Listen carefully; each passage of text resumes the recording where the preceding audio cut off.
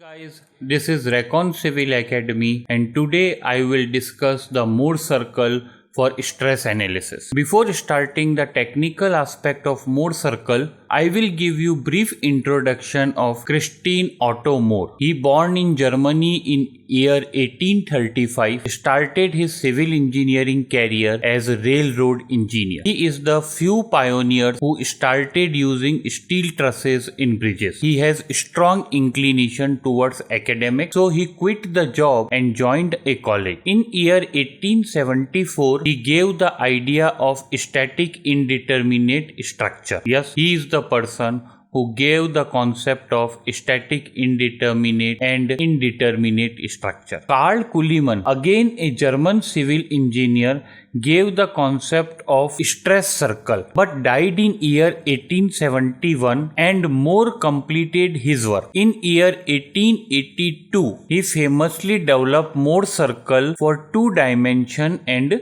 3 dimension. You might be thinking why I am telling you all this. The reason is to make you understand the era of late 1800 when the calculator or other gadgets were not invented and civil engineer need graphical methods to solve the problem and avoid calculation part for all the methods which need trial and error. For stress element, we may have infinite planes. As it was not possible to analyze all the planes manually, lot of planes can be analyzed instantaneously. Similarly, you will see the same concept in soil mechanics chapter stability of slope, where we have infinite planes to analyze and we have lots of graphical solution. I will start the Moore circle. To start the Moore circle, first you need to understand the stress element. This is my 2-dimension stress element. On this stress element, I have 3 stresses. One sigma x, second sigma y, and third q. Sigma x and sigma y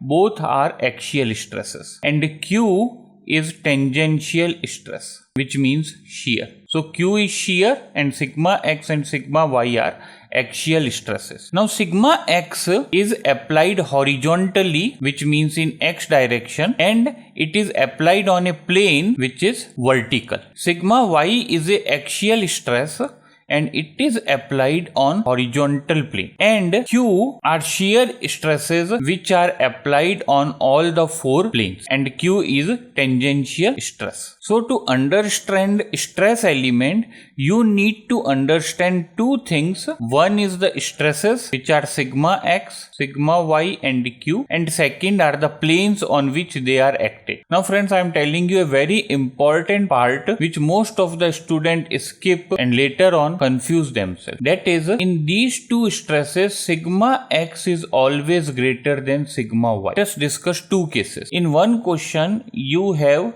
sigma y equal to 10 and sigma x equal to 15. Then this is the case. Let us take another problem in which sigma y is 20 and sigma x is 10. Then what you will do, you will interchange them. What does it mean? It means that the stress acting on the x direction will always be greater than stress acting in the y direction. This is important because all the formulas developed with this assumption. Whichever the stress is maximum in x and y, we will put it in question part. This is the first thing which mostly students overlook. Now the second thing, sign convention. Strength of material, sign convention plays a very important role. So what is my sign convention? For axial stresses, tension is positive and compression is negative. For shear, clockwise shear is positive, and most important, theta. The theta is measured with the plane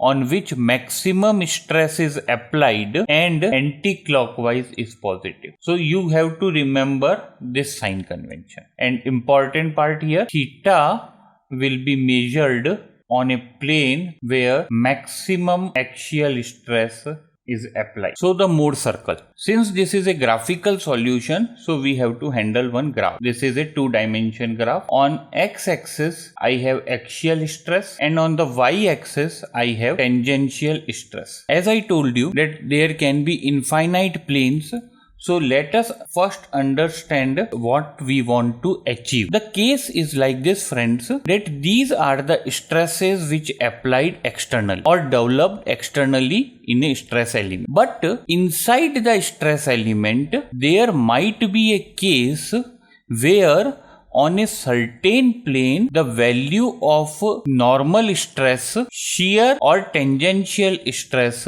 is more than the outside stresses. I give you one example.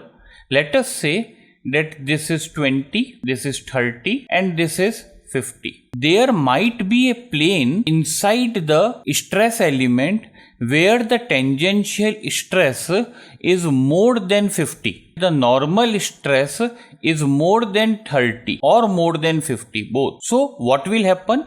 The material will fail inside about this plane, either shear or normal. So what is a engineer want? Engineer want to analyze that plane or to identify that plane and those stresses. Are they within the reach of the material or not, as per the theories of failure? Do watch my theories of failure 3 lecture series to understand the failure pattern. So coming back, it is very important to understand what is happening inside the stress element.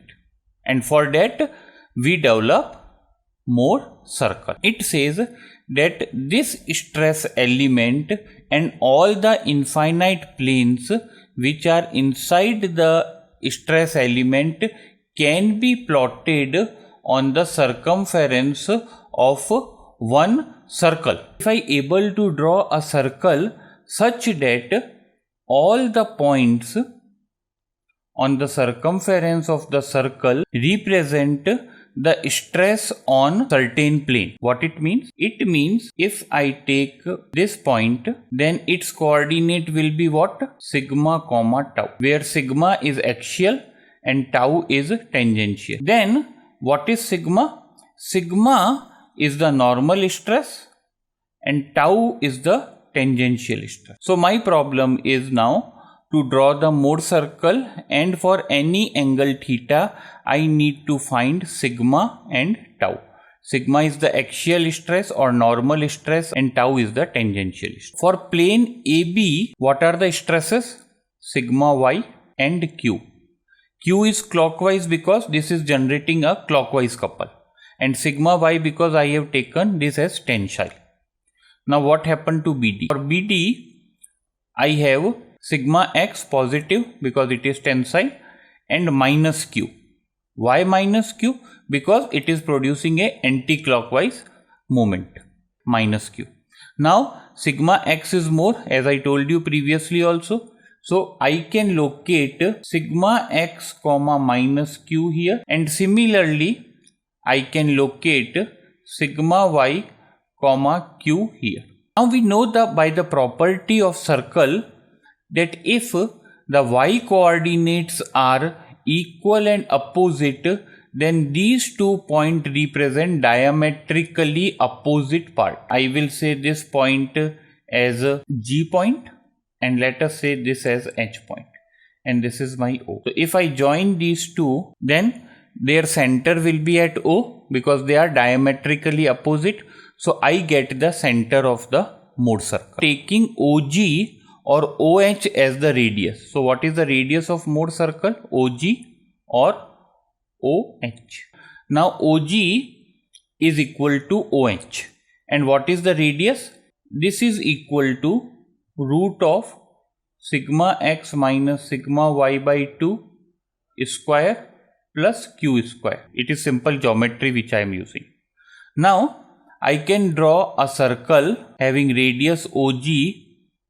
Please pardon me for not drawing a very great circle, but let us assume this as a circle. O is the origin. So H point represents the plane stress condition on plane BD. So stress condition on plane BD. And G point represent the stress condition on plane AB. So these two are here and these two are here. The most important part. First thing, that the Mohr circle center will be always at the x-axis. Remember, the center of the mode circle is always at the x-axis. It will be always at the second thing which you should understand. This OH and OG are nothing but the planes BD and AB. So OG is a plane AB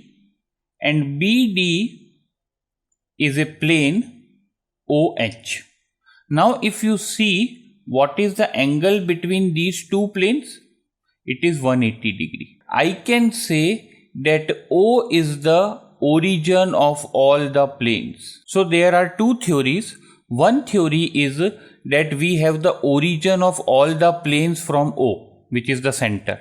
Another is a pole method, which I am not discussing here. I have discussed that in the shear strength of soil part. Origin of all the planes is from the center. So all the planes are coming out from O point. OH and OG. Both angle have 180 degree. But actual angle is how much? It means that if I measure the angle at the center, which is the origin of the plane, then I will get twice the angle. So at center, the angle is always twice. Please remember this, which is very important. Now what I need to do? I need to find the stress at an angle theta from the AC. And what is my AC? AC and BD are parallel. So this is my OH, which is nothing but BD, or I can say it is AC also. So from here, how much I will move? I will move 2 theta, not theta. Please keep this thing in mind, because I am taking origin of all the planes as center. All the planes are coming out from the center. So how much I will measure from this? I will measure 2 theta. So at 2 theta, if I draw a line, then this line is actually, let us say this plane is AE plane. Then this line is AE. And whatever the coordinate of this point, they are sigma and tau, which I need to find out. So this is sigma and tau. This is the basics of mode circle, friends. So this is my stress element. My sign convention is tension positive and compression negative. Shear clockwise is positive. Theta is anti-clockwise positive, measured from the plane on which x-axis stress is applied, and sigma x is greater than sigma y. These are my basic things. Then I will draw one graph. On x-axis I have axial stress, and on y-axis I have shear stress. Now the plane BD or AC will have stresses sigma x comma minus q. This is also sigma x comma minus q. And these two planes will have stresses sigma y comma q and sigma y comma q. Why all four have q stresses? This is a separate video I am preparing, which is known as complementary shear stress. I will take that in the coming videos. So this is my stress. So what I will do? I will plot this point and this point. This point is sigma x minus q, which is your AC plane, and OA, this is your CD plane. Clear? Now I get the center of the mode circle. Now from this mode circle, from this as center and AO as radius or OB as radius, I will draw one circle. From that circle, I need to measure theta actually, and I have taken O as the origin, so I will measure how much? 2 theta. This you have to remember. At 2 theta, draw a line which will cut the mode circle at this point. At this point, the coordinates will be known as Pn or Pt, or you can say sigma and tau. Both have same meaning. If I require to find some other angle, then also I will measure it from this side.